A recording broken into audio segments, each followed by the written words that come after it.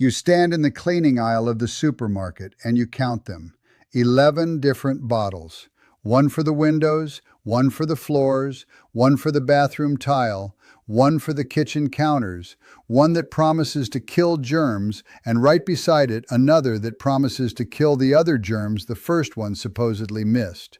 Each one a different color, each one a different smell, each one between $4 and $9, and you put 6 of them in your cart because the labels told you that you needed all 6, and you wheeled $40 of plastic bottles out to your car, and you did not think twice about it. Now I want you to picture a different kitchen.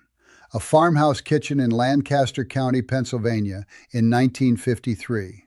There is no cleaning aisle in that kitchen. There is no bathroom spray, no glass cleaner, no fabric softener, no descaling powder, no ant killer in a yellow can, no foaming drain gel. There is one jug of plain white vinegar sitting under the sink, bought for pennies, refilled without ceremony. And that one jug did the work that 11 bottles do today.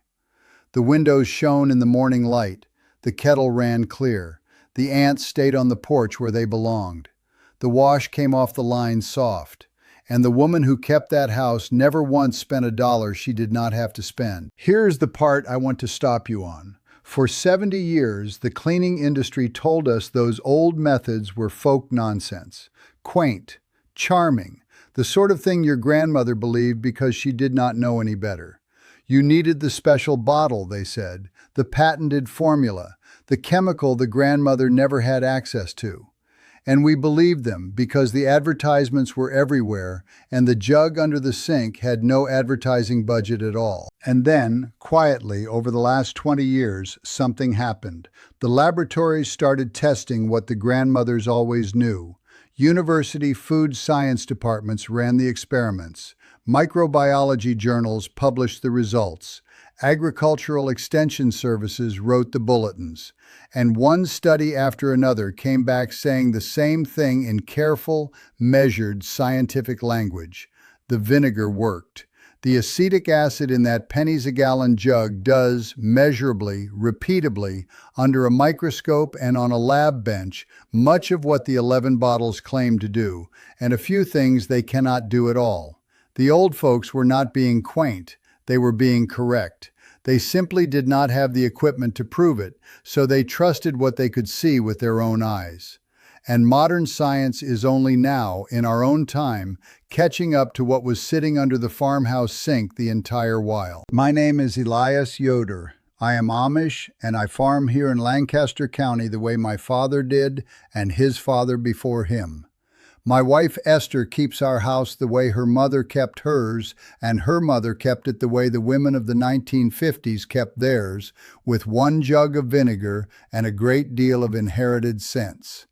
Today I am going to walk you through 10 of those forgotten vinegar uses, the ones from that farmhouse generation that the laboratories now, somewhat sheepishly, call genius. And for every single one, I am going to give you 2 things: the old method exactly as it was done, and what the modern science actually found when somebody finally bothered to check. Stay with me because the savings at the end will surprise you, and the safety words near the close are ones you genuinely need to hear before you start. Let me show you first how we got here because it matters. You bought the glass cleaner and it's streaked. So you bought the natural version with the green leaf on the label, and it cost twice as much and still streaked by Thursday.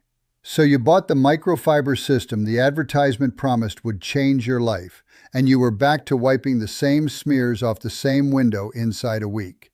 That is one product, one window, 3 failures, and somewhere near $30 gone. Now multiply that by every surface in your home. A different bottle for the counters, a different bottle for the tub, a different bottle for the toilet, the floor, the stainless steel, the wood, the glass. $40, $50, $60 every few weeks, walked out of the store in a plastic bag, and most of it water with a little fragrance and a large label. It was not always this way. After the war, the home products industry made a discovery that changed every kitchen in America.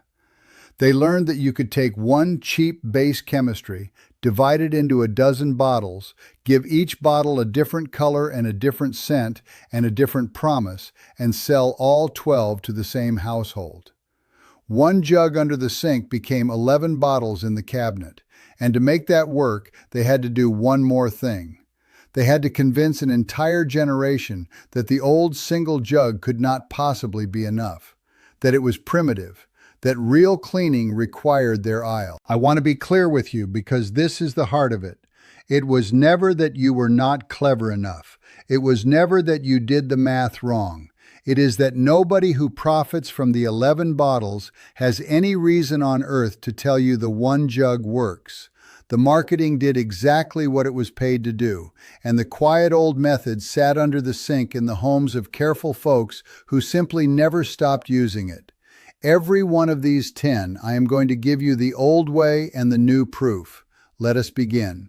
Now, before we go further, the full collection of these old methods, the vinegar and far beyond it, the whole of what Esther and I keep in this house, I gathered into a book over at eliasyoder.com. The book is the long version. If you want it, it is there. I will not bring it up again. I gave you my word, so now, the 10. I will be straight with you about 2 words in that title because honesty is the only thing that keeps an old method alive. The word forgotten. These were never truly lost. Careful households kept right on using them through every decade. What got lost was the trust in them, buried under 70 years of advertising until most folks forgot the jug could do the job. That is what we mean by forgotten. And the word genius. I do not use it to be dramatic. I mean something specific. I mean that modern laboratory work has now confirmed, with instruments and controls and published numbers, the chemistry the old folks used by pure instinct. They were right by feel. Now they are right on paper too. The first use is the streak-free window and glass cleaner, and it is the one that converted my own grandmother's neighbors one by one. The old scene is a simple one. A bucket of warm water, a good splash of white vinegar, and a sheet of yesterday's newspaper crumpled in the hand. That was the entire glass cleaning kit of 1953, and those windows shone clearer than anything that comes out of a spray bottle today. The chemistry, plainly. The streaks you fight on glass are not dirt. They are a thin mineral film and a residue of waxes and surfactants that commercial cleaners leave behind every time you use them. Acetic acid cuts straight through that film. It dissolves the mineral haze and lifts the waxy buildup, and it leaves nothing of its own behind once it flashes off, because vinegar evaporates clean. What the science now says is almost amusing in its plainness. Side-by-side cleaning trials have shown that a dilute acetic acid solution removes mineral and organic film from glass as well as, or better than, name-brand glass cleaners, precisely because so many of those cleaners deposit the very residue that causes the next streak. The old jug was not competing with the spray bottle. It was solving a problem the spray bottle quietly created. The method. 1 part white vinegar to 1 part water in a spray bottle. Mist the glass. Wipe it down with a lint-free cloth, a coffee filter, or yes, crumpled newspaper, which leaves no fibers at all. Finish with a dry buff in straight strokes. The honest scope. Give it that final dry pass. A damp wipe alone will leave its own faint film on a humid day. And keep it off tinted films and coated screens, where the acid can work at the coating over time. On plain glass, it is unbeatable. The second use is descaling the kettle, the coffee maker, and the steam iron. And this is the one where the science is so settled it is almost not worth arguing about. Picture the old enamel kettle on the farmhouse stove, run clear once a month with a vinegar boil. No special powder, no descaling tablet in foil, just the jug from under the sink. The chemistry, plainly. The white crust that builds inside your kettle, your coffee maker, and your iron is limescale. Calcium and magnesium carbonate left behind as hard water evaporates. Acetic acid reacts with carbonate and dissolves it into a soluble form that simply rinses away. That is not folk wisdom. That is the same reaction the expensive descaler in the box performs, because the expensive descaler in the box is usually a mild acid too, sold to you at 10 times the price of the jug. What the science now says is that the commercial descaler and the vinegar are doing identical chemistry. The branded product often contains citric or sulfamic acid. The jug contains acetic acid. All three dissolve carbonate scale by the same mechanism. You are paying the difference for a box and a fragrance. The method. Fill the kettle or the coffee maker's reservoir with equal parts white vinegar and water. Heat the kettle and let it sit 20 to 30 minutes, or run the coffee maker through one full brew cycle and let it stand. Then rinse and rinse a second time and a third with clean water until there is no smell of vinegar at all. For the iron, fill the chamber with the same mix, steam it through, then run clean water through twice to clear the lines. The honest scope. Rinse thoroughly because nobody wants vinegar in their morning coffee. And do not leave the solution sitting for hours in raw aluminum where prolonged acid contact can dull the metal. 20 minutes, rinse well, done. The third use is the fruit fly trap, and it is the one that earns the most surprise comments every summer. The old scene is a small dish of cider vinegar set on the windowsill in August, when the orchard fruit came into the kitchen and the flies came with it. By morning, the dish had done its quiet work. The chemistry, plainly. Fruit flies are drawn by the smell of fermentation, and apple cider vinegar smells to a fruit fly like the ripest fruit in the world. They come to the surface. A single drop of dish soap breaks the surface tension of the liquid so that when they land, they cannot stand on top of it. They sink. What the science now says is that this is a textbook attractant and trap, and entomology labs use almost exactly this setup, a fermentation-scented bait with a surfactant to defeat surface tension, to monitor fruit fly populations in real studies. The grandmother's windowsill dish was, it turns out, laboratory-grade pest monitoring. The method. Pour an inch of apple cider vinegar into a cup or small jar. Add 1 drop of dish soap and stir it in gently so you do not make foam. Set it where the flies gather. For a stubborn swarm, cover the top with plastic wrap and poke a few small holes. Easy to enter, hard to leave. The honest scope. This catches the adult flies you can see. It does nothing about the eggs already laid in the overripe banana or the forgotten potato in the back of the pantry. The trap is half the job. Finding and throwing out the breeding source is the other half, and without it, the flies simply keep coming. The fourth use is the ant and pest trail deterrent, and this one taught me something about how cleverly the old methods worked with nature rather than against it. The old scene is a cloth dampened with vinegar, wiped along the windowsills and the back door threshold each morning in spring, when the ants first came scouting. The chemistry, plainly. An ant does not wander randomly. It lays down a chemical trail of pheromones, an invisible road that every ant behind it follows in single file to your sugar bowl. Acetic acid erases that road. Wipe the trail with vinegar, and the scouts that follow arrive at a blank wall with no signpost telling them where to go. What the science now says confirms the mechanism precisely. Ants navigate by pheromone trails, and disrupting those chemical cues breaks the foraging line, which is exactly what an acidic wipe does to the invisible highway across your counter. The method. Mix 1 part vinegar to 1 part water. Wipe it along entry points, sills, baseboards, and the visible trail itself, wherever you see the line of them marching. Refresh it every day or two while they are active. The honest scope. And I want to be very plain here. This deters and disrupts. It erases the trail and turns the scouts back. It does not exterminate a colony, and it will not solve a true infestation with a nest in your wall. Use it to break the highway and keep the foragers out. If you have a colony established indoors, that is a different job and a different tool. The fifth use is the laundry softener and odor remover, and Esther reaches for this one every wash day. The old scene is half a cup of vinegar poured into the rinse water, and a line of towels that came off soft without a single dryer sheet ever invented. The chemistry, plainly, stiff, scratchy laundry and that musty, never quite fresh smell are usually the fault of detergent residue trapped in the fibers. Acetic acid dissolves that residue and rinses it away. The fibers relax, the trapped odor compounds release, and the wash comes out genuinely clean rather than merely perfumed over the top of the old smell.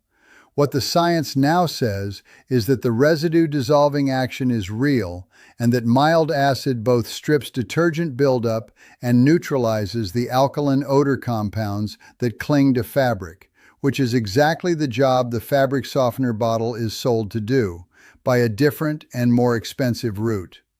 The method: add half a cup of plain white vinegar to the rinse cycle or to the fabric softener compartment. That is the whole of it. For towels that have gone sour, run them through a hot wash with a cup of vinegar and no detergent at all, then wash as normal. The honest scope: never put vinegar in the same load as bleach. I will come back to that in the safety words, but it bears saying twice. And vinegar is not a stain treatment. It softens, it deodorizes, it strips residue.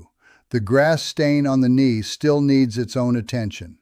The sixth use is dissolving hard water buildup and bringing chrome back to a shine, and it is the kettle trick turned loose on your whole bathroom.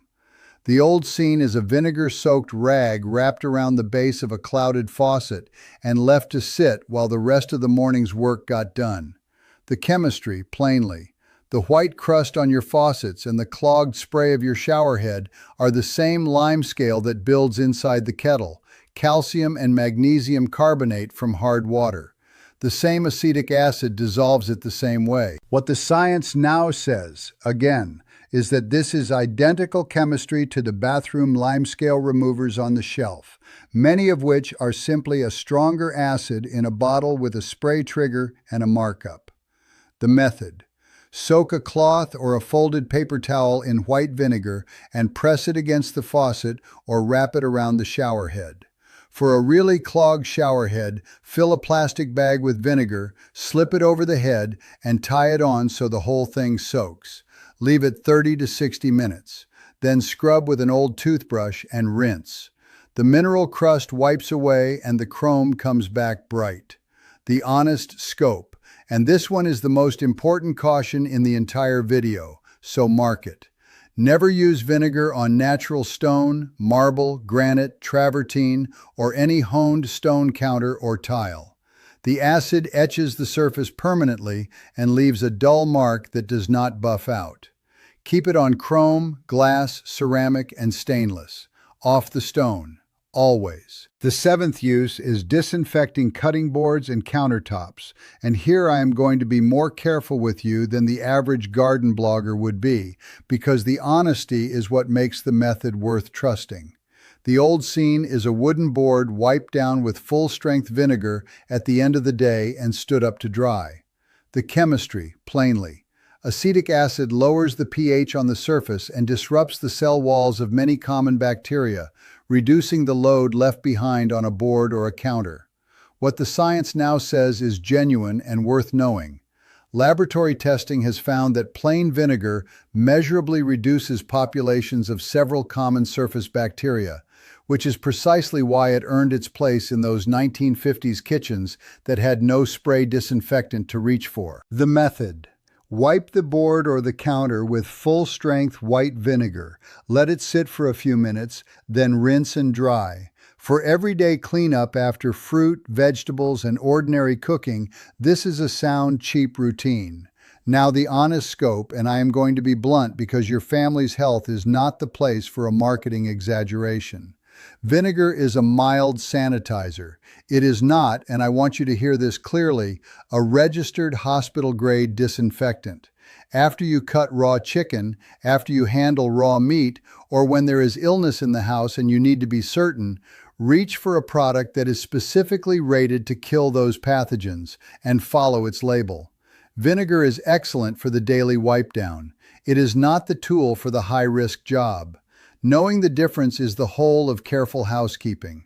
The eighth use is freshening and deodorizing a slow, smelly drain, and it is the most satisfying 30 seconds of cleaning you will do all week. The old scene is a spoonful of baking soda down the kitchen drain, a pour of vinegar behind it, and the whole thing left to foam while the kettle boiled.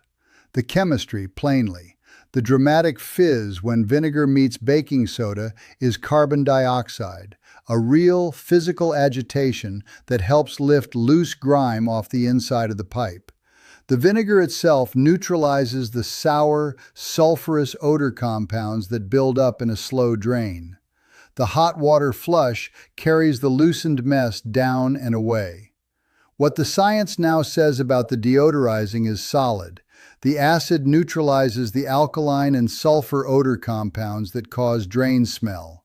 And I am going to tell you the truth about the unclogging in the same breath, because the internet badly oversells this one.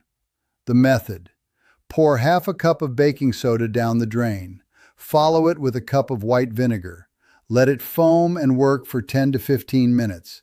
Then flush it with a full kettle of boiling or very hot water. The honest scope, plainly stated. This freshens a drain beautifully and clears light, greasy buildup. It will not clear a solid clog, the hairball, the lodged mass, the standing water blockage. The fizz looks dramatic, but it is gentle. For a real clog, you need a drain snake or a plumber. Do not pour bottle after bottle of vinegar at a blockage hoping it dissolves. It will not. Use this for maintenance and odor, which is exactly what it is good at. Before I give you the last two, let me pause for one moment. If you want to lower your bills, waste less, repair more, stretch your groceries, and run a steadier home the way Esther and I do, come join our home savings community. You will get the lessons, the monthly money-saving challenges, and a place to ask the two of us questions whenever you get stuck on one of these old methods. The link is down in the description. Now, the ninth and 10th. The ninth use is removing stubborn sticker and label residue, and it is the small trick that has saved more new jars, gift items, and secondhand finds than any solvent in a can. The old scene is a vinegar-dampened rag laid over the gummy label of a jar being saved for canning, left while the canning water heated. The chemistry, plainly. Many adhesives are softened and broken down by acetic acid. The vinegar works into the glue, weakens its grip on the surface, and lets the residue roll away under your thumb instead of smearing into a sticky mess. What the science now says is straightforward. Acetic acid is an effective solvent for a range of common adhesives, which is why it lifts label gum that water alone only spreads around. The method. Soak a cloth or paper towel in white vinegar and lay it directly over the sticker or the leftover gum. Give it 10 to 15 minutes to soak in. Then rub it away with the cloth or scrape it gently with the edge of a spoon. Wash the item afterward. The honest scope. Spot test it first on painted or delicate finishes. The acid that loosens the glue can also work on certain finishes, and it will not touch the heavy industrial epoxies. For the everyday price sticker, jar label, and gift gum, it is the cheapest solvent in the house. And the 10th use is reviving cut flowers and keeping them fresh far longer than they have any right to last. The old scene is a jar of garden flowers on the farmhouse table, given a spoonful of vinegar and a spoonful of sugar in the water, blooming bright days after a plain jar would have drooped. The chemistry, plainly, and this is the prettiest piece of science in the whole list. Cut flowers do not usually die of thirst. They die because bacteria multiply in the vase water, clog the cut stems, and choke off the flower's ability to draw up water at all. The sugar in this old recipe feeds the bloom the energy its severed stem can no longer make. The mild acid of the vinegar slows the bacterial growth in the water that does the real killing. Food and a clean drink, in 1 spoonful each. What the science now says matches the old recipe almost exactly. Commercial flower food packets are built on the very same two principles: a sugar to feed the bloom and an acidifier to hold back bacteria in the water. The packet from the florist and the spoonful from under the sink are doing the identical job. The method. To each quart of vase water, add 2 tablespoons of white vinegar and 1 tablespoon of sugar. Stir it in, trim the stems on a slant, and arrange your flowers. The honest scope. Change the water and refresh the mix every few days regardless, and retrim the stems when you do. That is what truly extends the life. The vinegar and sugar buy you days. They do not make the flowers immortal. Nothing does. Now, before I close, the plain safety words, because an old method only stays safe if it is passed on with its cautions intact. There are 5, and every one of them matters. 1. Never mix vinegar with bleach. The combination releases chlorine gas, which is genuinely dangerous to breathe. This is not a small kitchen caution. It is a hard rule. Keep them in separate jobs, separate buckets, separate days. 2. Never combine vinegar and hydrogen peroxide in the same closed container. Mixed together, they form peracetic acid, an irritant. Each is fine on its own. Used one after another on a rinsed surface is a different thing from sealing them in a bottle together, which you should not do. 3. Keep vinegar off all natural stone. Marble, granite, travertine, and many sealed stone counters and tiles etch permanently under acid. I said it during the bathroom use, and I will say it again here, because it is the mistake that cost people a countertop. Chrome, glass, ceramic, stainless, yes. Stone, never.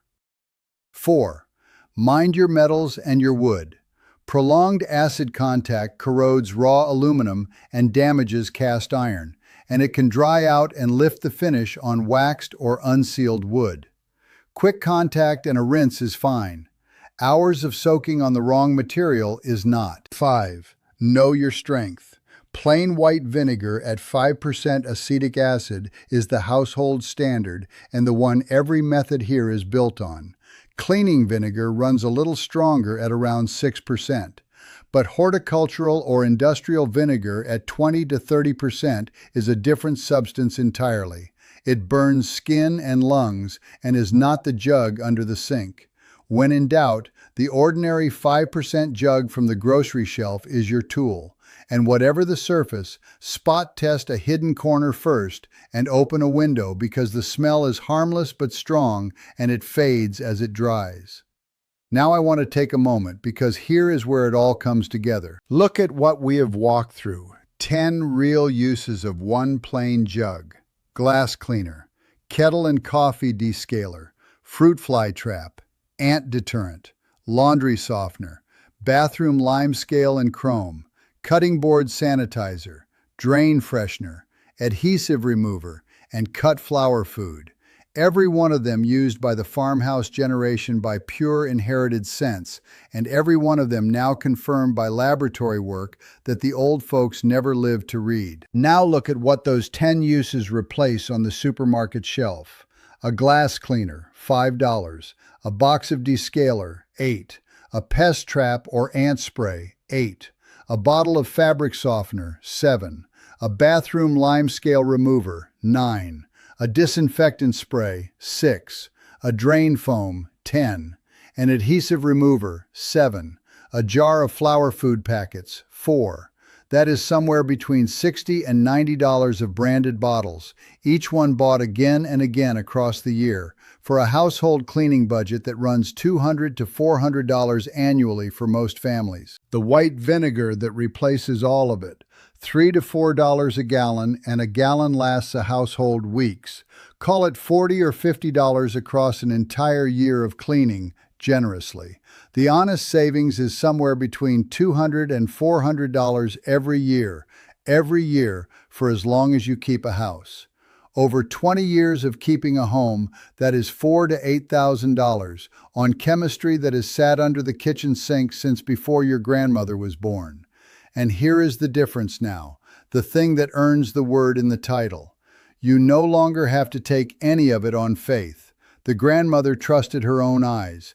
You get to trust the eyes and the laboratory. The studies were run. The numbers came back. The old jug did what she always said it did, and now there is a paper that says so too. There is no money in the home products industry in teaching you that one jug replaces 10 bottles. There is a great deal of money in selling you the 10 bottles, each in its own bright color with its own clever promise. So the simple old method sits quiet in the homes of careful folks who never forgot it, and most households spend a small fortune every year on chemistry that has been on the grocery shelf, plain and cheap, for 100 years. You can be the one who remembers. So here's what I want you to do this week. Walk into the grocery store and spend $3 on 1 gallon of plain white vinegar. Set it under your kitchen sink where the 11 bottles used to live. Pick one use to start, just one. If your kettle has gone white inside, run the vinegar boil tonight and watch it run clear by morning. If your windows have that haze the spray bottle never quite beats, mix the 1-to-1 and do a single pane. If the fruit flies have found your kitchen this summer, set the cider vinegar cup on the sill before you go to bed. Whatever you pick, you will see it work before the week is out. The kettle runs clear, the window finally shines, the flies are gone by morning. 1 jug, 10 jobs, $3, and real chemistry that the laboratory now stands behind. Tell me down in the comments, which of the 10 are you going to try first? And what is the most overpriced cleaning product you have ever bought, the one you wish somebody had talked you out of? And if your own grandmother or great-grandmother had a vinegar trick we did not cover here, share it. The old methods varied from region to region and from one family to the next, and those memories are exactly the kind of inherited knowledge that gets lost forever when nobody writes it down. I read every single comment. Next time, since we have been talking about the things that sit under the sink, I am going to show you the 10 forgotten uses for the second jug the old folks always kept right beside the vinegar, plain baking soda. The cleaning, the deodorizing, the small habits, and once again, what the modern laboratory now says about every one of them. It is the natural next step after today. Until then, get the gallon of vinegar, mix the right dilution for the right job, mind the 5 safety words, and remember that the cheapest, smartest cleaning chemistry in the world is the one your grandmother already had under her sink. That is how the old folks did it. That is how it is still done in any home that remembers.